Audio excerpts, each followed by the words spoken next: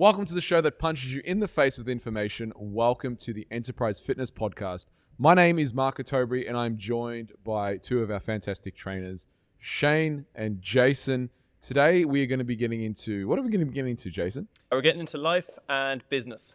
Life and business. So these guys are going to go rapid-fire podcasts, questions to me, talking about business, life, philosophy, and whatever else comes. So this is a different gear of our podcast that we haven't yet explored. So I'm pretty pumped for it. Jason, if you want to kick us off. Yeah, nice. I want to start off with a business question because I was trying to launch a business myself there a while ago. It's quite hard. So a lot of what I learned about business is it's like you fail enough times to eventually you succeed. So Mark, the question is, what was the biggest mistake that you made that you learned the most from? Ooh. Look, there's been so many. And it's always, for me, it's always like that duck paddling. Above the surface, you look really calm. Yeah. Below the surface, you're paddling like mad. So I think every year someone asks me that question, it's probably the mistake that I'm going through right now because I'm usually making at least one a year. And the hindsight, as you guys know, we purchased a property to move Enterprise into. So we'll own the land as well as the business.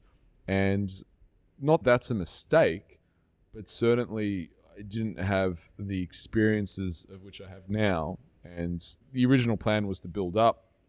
And that was, how do I say? The original plan was to build another level on top of the building. And then when I got all the permits for it, the builder quadrupled, not doubled, not tripled, quadrupled the quote after I had the permits. And I'm locked into this thing. And I said to the guy, you fucking kidding me? I told you what my budget was. Wasn't quadruple. Like, you can't just pull a number out of thin air and I'm going to pay it. So then I had to get all the permits resubmitted, amending it. So we're not doing that. We're just sticking it to one floor or just reamping, renovating the building. So that was a very costly mistake. It cost a lot of money. It costs equally a lot of time. Probably cost like 12 months. So there's been numerous mistakes from that. And look, now I look at that, which has cost me a lot of, again, probably 12 months and hundreds of thousands of dollars, really. That's probably the biggest mistake in terms of cost. But now I look at like smaller mistakes that I used to fret over. Like it makes all the other mistakes that I've made so significant. Yeah. Could you give us a few of your smaller mistakes? Oh, when I was first doing my work, I was really pissed about this, right? This was an early mistake. I was super pissed about it. But I remember I got all the before and afters that I was going to put on the website designed with a background. And then I sat down with my mentor, Charles Poliquin. And he's, don't fuck with your before photos. Why'd you change the background? And I was like, oh, I just spent like $2,000 with a designer to change all these before photos to make them like, and then I didn't use any of them. So I was really pissed because like I spent all this money with the designer to get these like beautiful like images and banners of these before and afters. And then he's, no, it's the opposite of what you do because then people think that you Photoshopped the image. And I'm like, and then I'm like, yeah, he's right. Gonna get goobed. 100% right. Yeah. And I had to accept that I just spent this money on a designer to get this done and now I'm not going to use it. Like there's been mistakes like that where you think something's a good idea at the time. Yeah. And then I remember I was running seminars and we did 2 cameras, like one on the crowd, one on me, and we never used the footage. And it was like $800 a day for the extra camera and we never used the footage. And so there's like things like that you look back on and you go, oh, but I look back on that now, I'm like, I wouldn't know that unless I did it. I thought it was a good idea at the time. Make the mistake and learn and then move. Yeah, I mean, you can always teach my son, which is my sons, is you can win or you can learn. Yeah. And you learn a lot more when you lose than when you win. People think, I think the reason why Enterprise is so strong today is because I've made so many mistakes. Yeah. And I continue to make so many mistakes. And I think for me, I'm very much an artist at heart and we'll throw a bunch of stuff against the wall and see what sticks.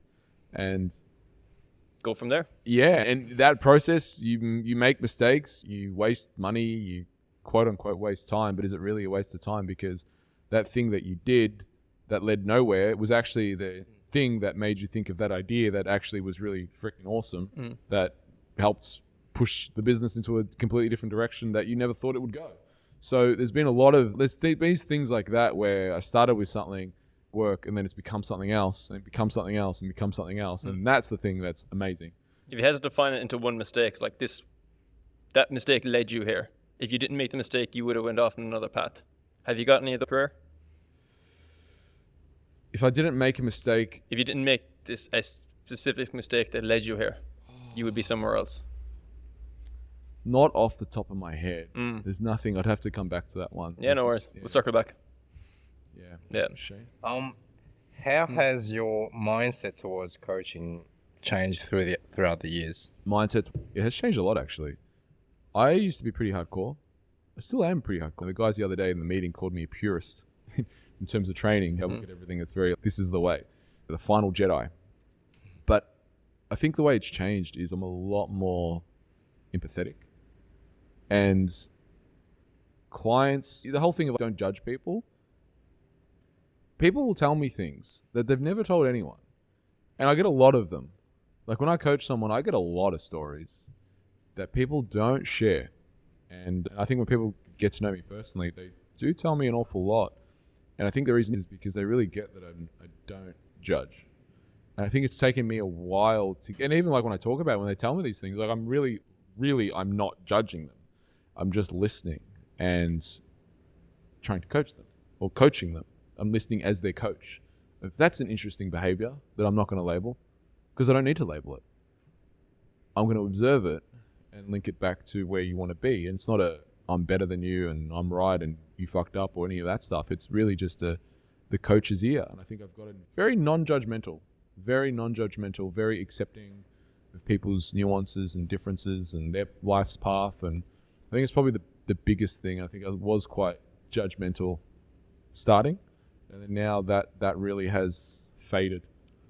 A lot more accepting. Could you expand on what you mean by judgmental?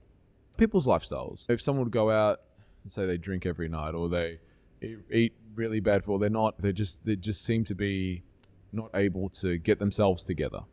Everything is always drama rather than jump in and go, this is bad. You should know better. Come on, you got to do it better. Aren't you motivated enough? Don't you want your goal bad enough? Let's be really curious. So why do you find it hard? Why is that hard for you? What's a better thing? What do you want to be doing? What are the benefits of what you're currently doing? Just understanding the people. That's something about empathy.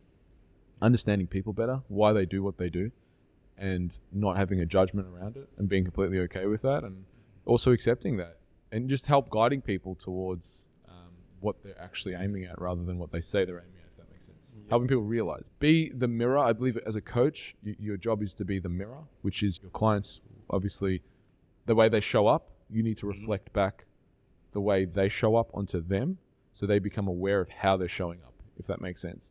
So if they don't like what they see in the mirror, you're able to present that back to them. You don't change the mirror as a coach. Right. The coach is the formless. It doesn't make a color. So if you reflect to me black, then I reflect black back to you and I show you that this is how you're reflecting and showing yourself into the world. Likewise, if you show me gold, I'll reflect back to you gold and say this is how you're showing up. But not as a judgment, just as a, isn't this interesting? This is how you're showing up. So that's what I mean by the formless is or the colorless. As a coach, you need to be colorless. You don't want to paint. You don't want to, if I come in and I've got in my palette, if all I've got is red, when you come, I'm going to paint you red, right? Mm-hmm. But you're not red. You could be yellow. You could be white. You could be rainbow, right? It doesn't matter. You want to show up to that person, listening to them and not don't taint them with your lens, if that makes sense. Accept who they are. And then have a good intent of where they want to go and help guide them where they want to go.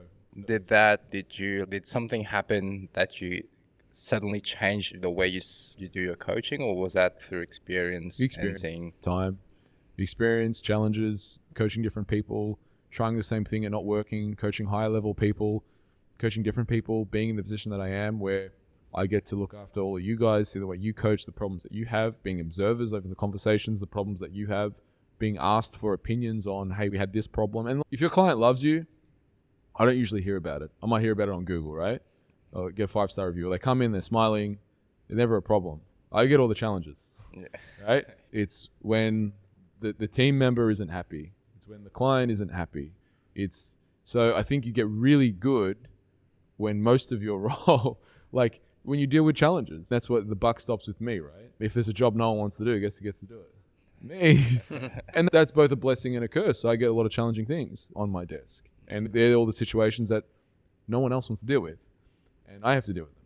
In that regard, you get over the years, and I've been at this, I started as a PT 2000. I did my course in 2005. I started work in 2006. I've had this studio since 2013. I've been managing people since 2011. I've been running courses since 2009. So I've seen lots of people come through, thousands, tens of thousands at this point. People come through, and I've got to manage a lot of different scenarios and situations. And you just realize, when I started 2013, James will tell you, I was like a bull, completely like a bull. And it works to get you to a certain level of business. It absolutely works. And I needed to be a bull for probably the first 4 years. I needed to be a bull. It needed to be my way or the highway. And shut up, you're doing it my way. And then your team and your business develops the life of itself. And a culture that now lives and breathes, that exists without you, and doesn't need the bull anymore. It needs the wise, person who is the gardener, the wise gardener.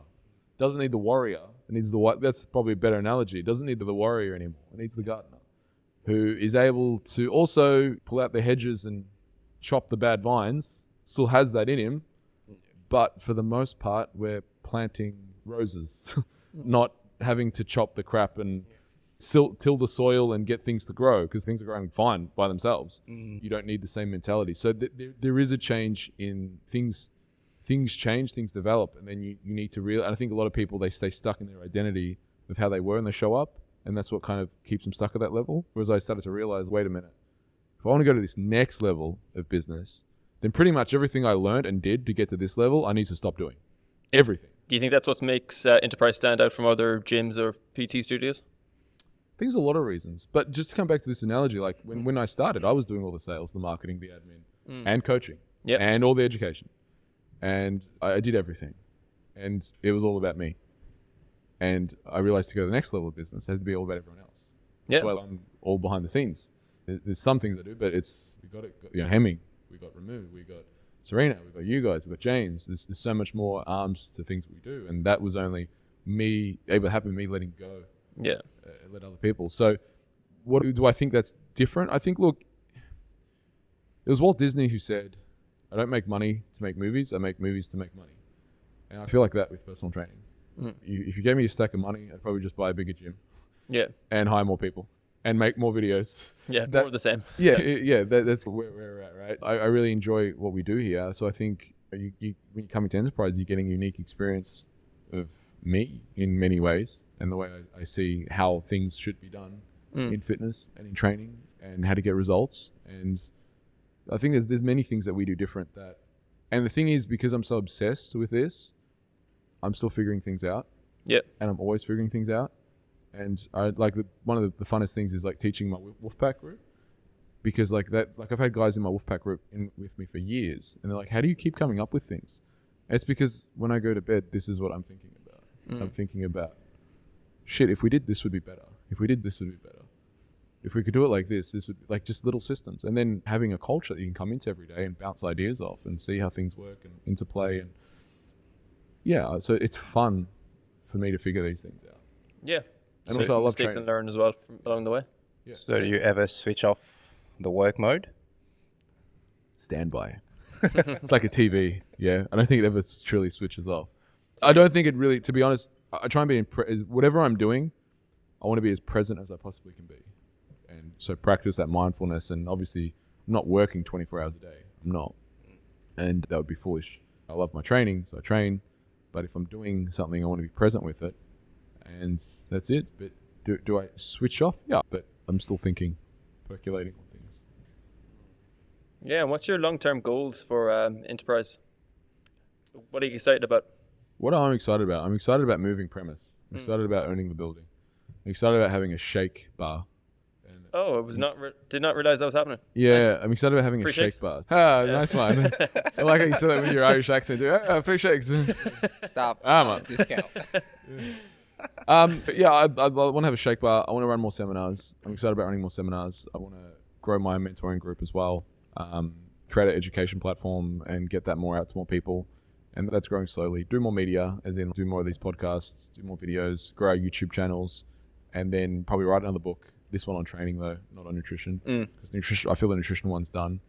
So yeah, there's lots to do. And then get our team to probably like in the vicinity of 16 to 20 trainers at the new location, around that. Just really create an unfuckable business in many regards. And look, there's other things that, yeah, maybe we do that too. It's always that thing, you have an idea and then you grow and then it's, oh, actually, no, I want to do this.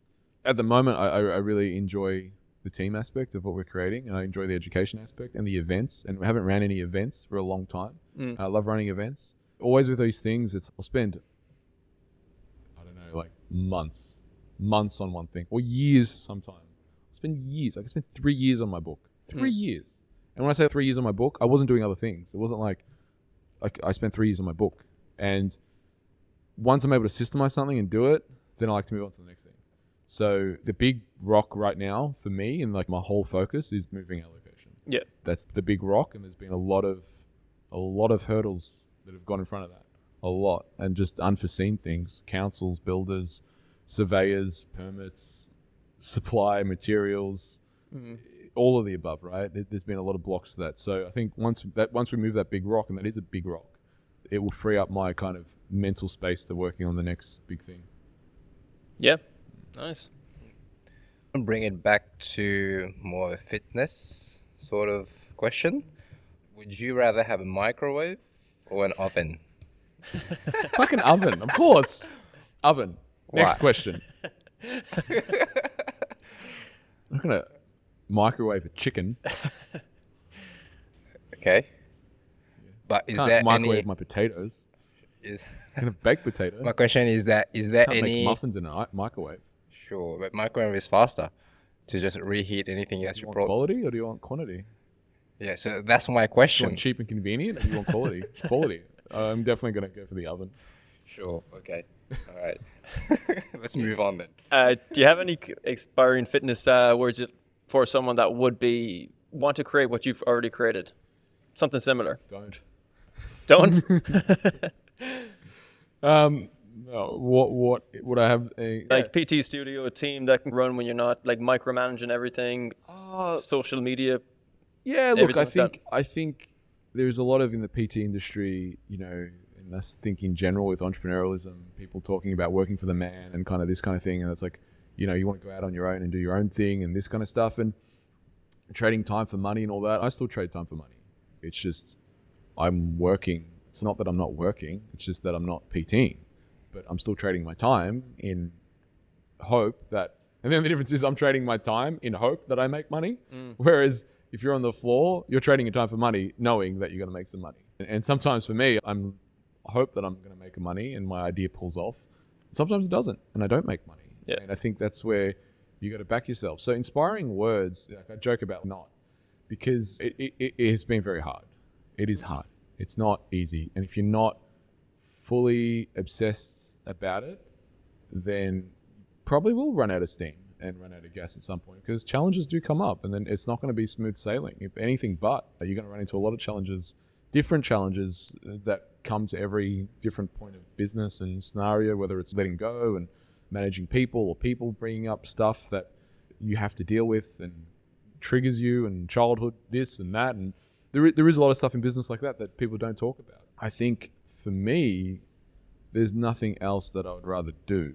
And that's where it's like, for me, did it make sense to buy commercial property? Yeah, it did, because I know what I'm going to be doing in the next 20, 30, 40, 50 years. I'm going to be doing personal training.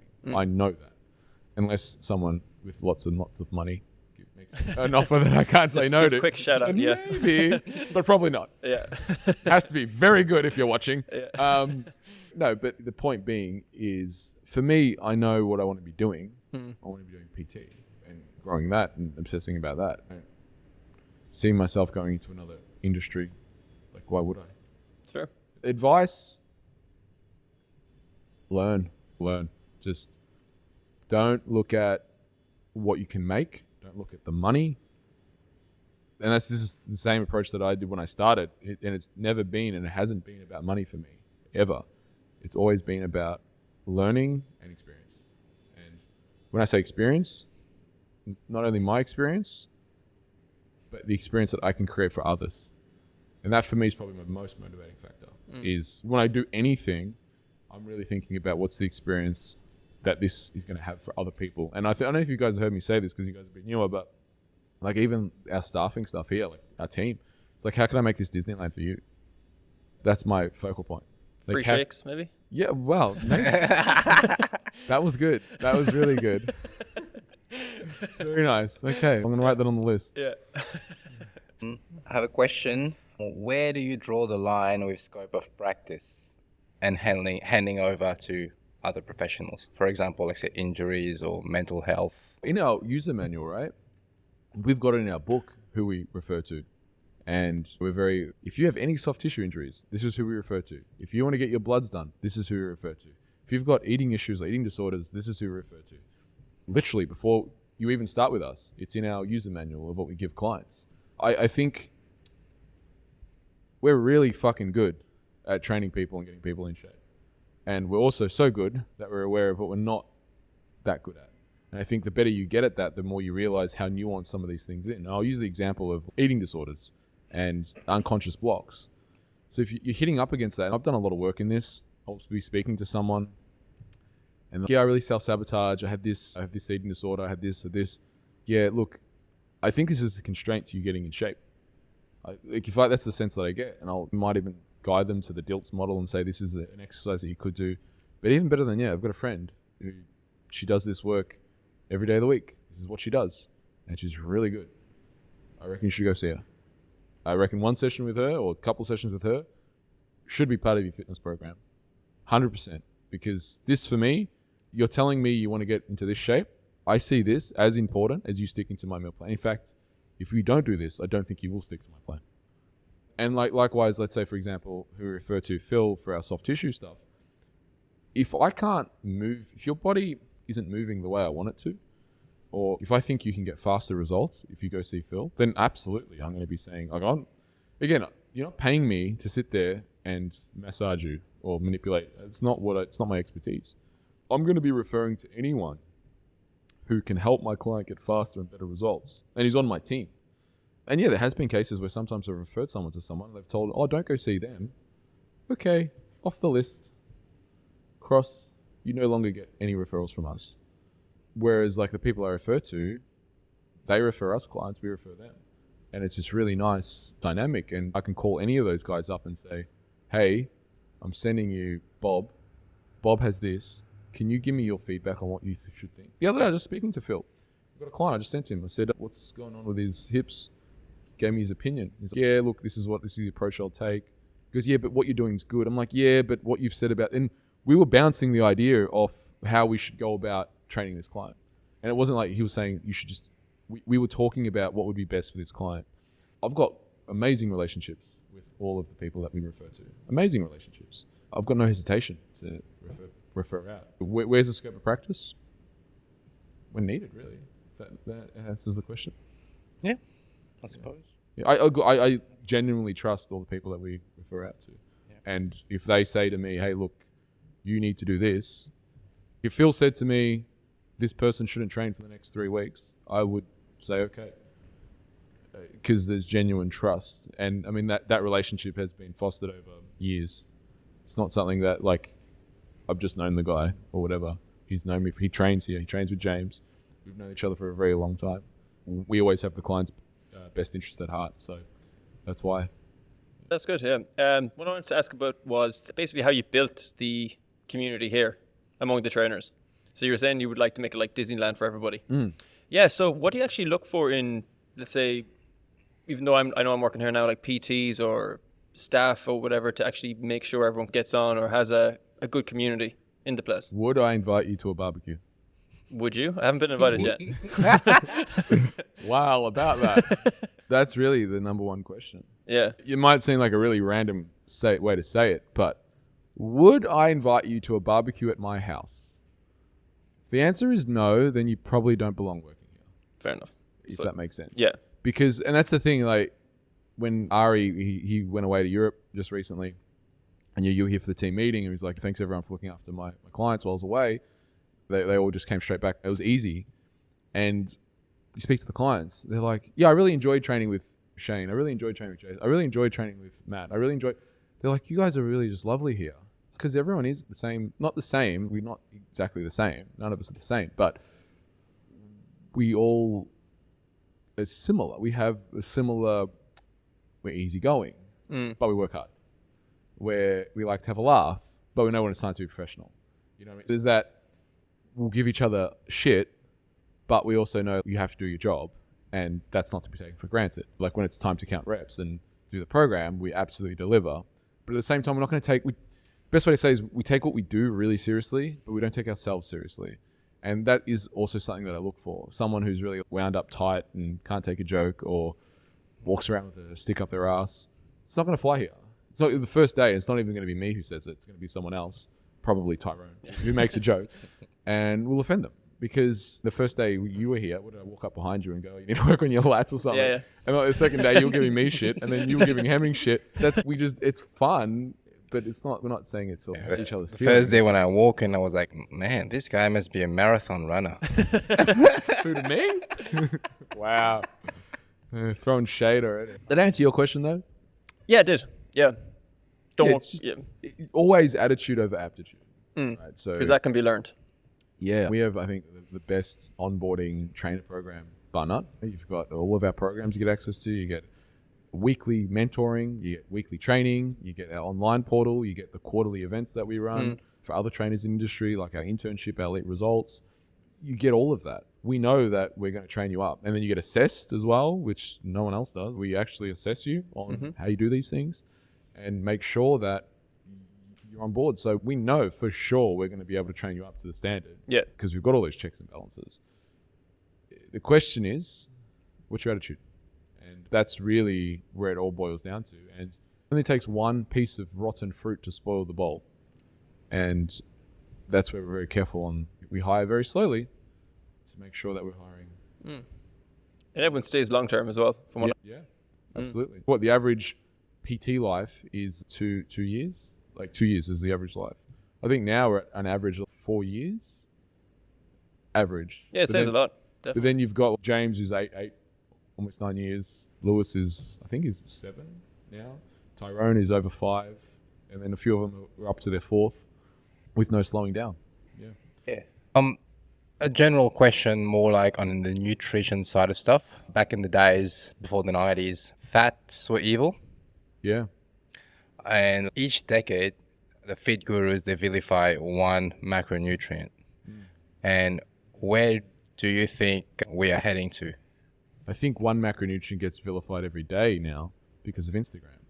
I think if you were to type in keto guy or keto girl, you'd have carbs being vilified. If you were to type in if it fits your macros, you'd have calorie counting being championed. If you were to type in low carb plan, you'd have fat being championed. So I think there's no shortage today of finding cults. I think where we're heading, the industry... Have you heard of the term called audience capture? No. Well, audience capture, so the best example of this was this young YouTuber, right? Young kid, I think he was a vegan when he started. I don't know his handle now, but basically he started as a vegan kid who just loved health and was eating all these like healthy recipes and I'm a vegan and this. And then he put up a food challenge and it's something about how many pieces of celery or carrot do you think I can eat? And it took off. So then he started posting more of these challenges and he started to get more views. And then his whole channel became about eating challenges. To the point now where I think he's 350 kilos or something, like 350 pounds. Like he's 150 kilos. It's like super fat. And he does I'll eat the whole menu at McDonald's. I'll eat the whole menu of KFC as a challenge. And then puts the video on, eats the whole menu. And people tune in to watch this super fat guy eat the whole menu. That's audience capture. Where he's just transformed himself to whatever the audience wants. And he's no longer himself. The audience is him. If that makes sense, because he doesn't want the audience to take his eyes off him. So where do I think it's going? That's where I think it's going. I don't think, if you look at, we're protected here in the sense that we have a business and then we put out content. So I really don't give a fuck what we say. If you don't like the truth, fuck off. Like it's not, I don't care if you want to follow me, you don't want to follow me, whatever, right? It's fine. I'm a big boy. I'll live. you look at influencers and people who their whole income is reliant upon how many people tune in. And the whole income is, their whole self-worth is reliant upon their likes, their follows. They don't want to lose that. So they just post the same content over and over and over. And that becomes a case of audience capture. Liver King is an example that got torn down where he probably didn't have enough life in it. And I think there was like a lot of marketing and stuff that he was the face of a big marketing brand to sell supplements and that kind of stuff. Sorry? V-Shred. Yeah, whatever it was, right? I think that's probably not exactly right, true, but that's what I see with a lot of even like lower or less influencer type who their following isn't even as big. They're transforming their feed into what they think they want other people to be. To answer your question, where do I see it going? I see a few people standing out, as always, and a lot of people just fading into kind of okay-ish, vanilla, whatever. Yeah. They don't want to be genuine because they're scared of, especially with our politically correct environment. Yeah. You'd say that staying right around the middle is the best place to be. No, the worst place to be. The worst place to be is staying right around the middle. As in, if you're not willing to say something that's going to... You mean in nutrition? In nutrition, yeah. Oh, yeah. I think being open to things in nutrition. But I think having a view that you're not really... You're trying to please people, the way I interpreted what you're saying, is if you just stay vanilla and you're not willing to say and put your opinion on the line and think and put something out that could be wrong, I think that's the worst. You want to risk something when you put something out. Yeah. I think that's the best place to be, risking something. But I think in nutrition, yeah, being open and understanding to, you don't want to be, I think my book does a good job of it, where that's what I tried to do. The aim was present, this is how high fat, this is low carb, this is like the chapter 3, which is hormones versus calories, where I present both and say, this is my opinion on how, like where both of these camps go wrong. And rather than make it about this versus this, how do these two come together and how can we get better results? That's my aim, is that middle ground there, because that's where it's not sexy, but it's based in principles. Yep. So I don't think principles generally sell. What sells is cheap techniques and headlines. Yep. Like why carbs are making you fat, why keto will help you shred 10 kilos. That's what sells, and that's what people are going to gravitate towards onto. Yeah. So that we're never going to get rid of that, I don't think. Finance worlds, how to get rich quick. It's the same kind of shit. Yeah. Nice. So, what have been your most rewarding moments since you started your business? You pick one or many? Yeah, there's been many. So probably one of the first one that comes to mind was interviewing my hero in nutrition, which was Johnny Bowden. I interviewed him twice. So that was like when I interviewed him the first time, I think it was like 2011 when I just started my podcast. The fact that he even responded to my email spun my mind out. Getting to speak to Randy Roach, who wrote the book Muscle, Smoke and Mirrors for the first time, that was amazing, and he did a whole consult with me. Getting my POC level 5 from Charles, that was also equally being recognized. Like I remember I wrote this article, and this was a small thing, but I wrote this article about Janet and how I did basically a prep for her. And two guys I really respect, Charles Poliquin shared it, and Nick Mitchell from UP, he also shared it. And for me, that was like a big tick that like my work was getting recognized by people who I respected. That was like really quite humbling. Getting published in T Nation when T Nation was the shit. It was the shit. Like when I got published in T Nation, it was the biggest men's health magazine online. I published an article, you can still Google it, fighting the T killing toxins. So it was an article in 2012, I believe, 2011 or 12. It was all about like how toxins are interfering with testosterone. Did a real good piece on that. So that was certainly a highlight. Training Ange Maloney, training Janet, training like a bunch of winners for state comps.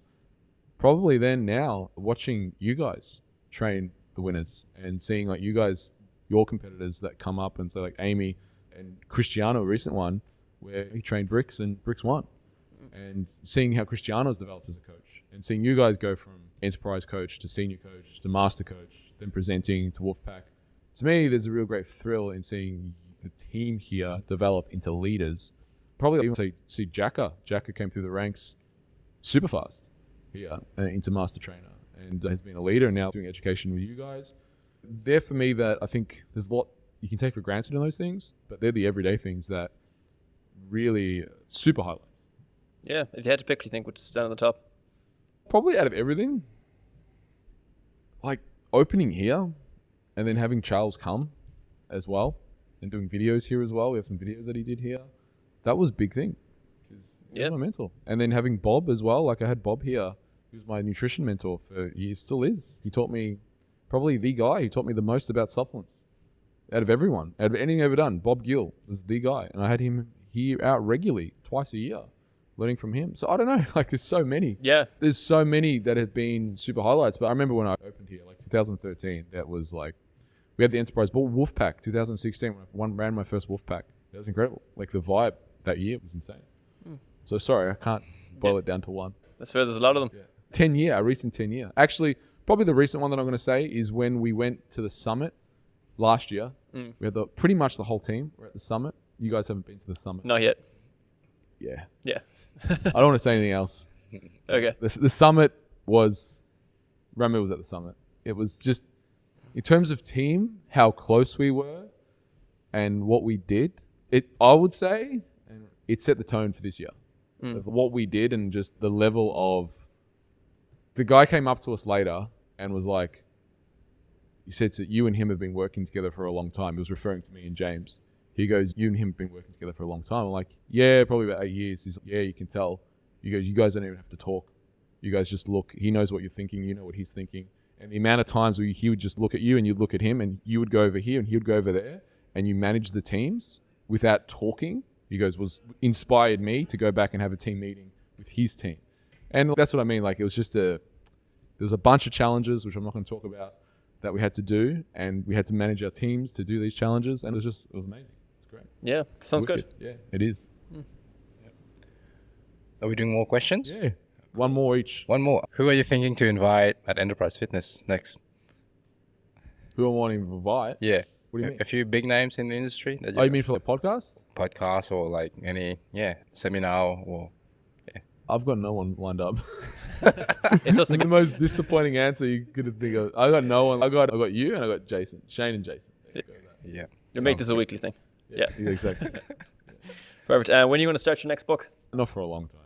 Not for a long time. Have you got like the research started or No. not even looking at it? Not even looking at it. Fair enough. Not even looking at it. No. It's definitely, we've got a lot of projects on the go, a lot. And the next probably thing we do with the book is the audio book, which, so I need to find 18 hours somewhere to record that. And that would be the next thing. Or find a good quality AI.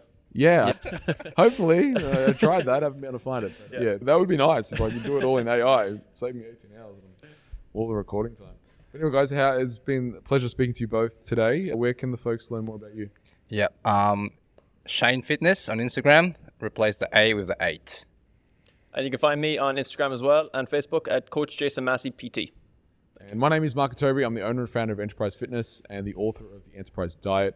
If you've enjoyed this podcast, I invite you to subscribe to us wherever you listen to podcasts, and better yet, share it with a friend or family member and help them get on the path of getting in shape so we can reach more people and do more episodes. So until next time, folks, eat well, train hard, and supplement smart.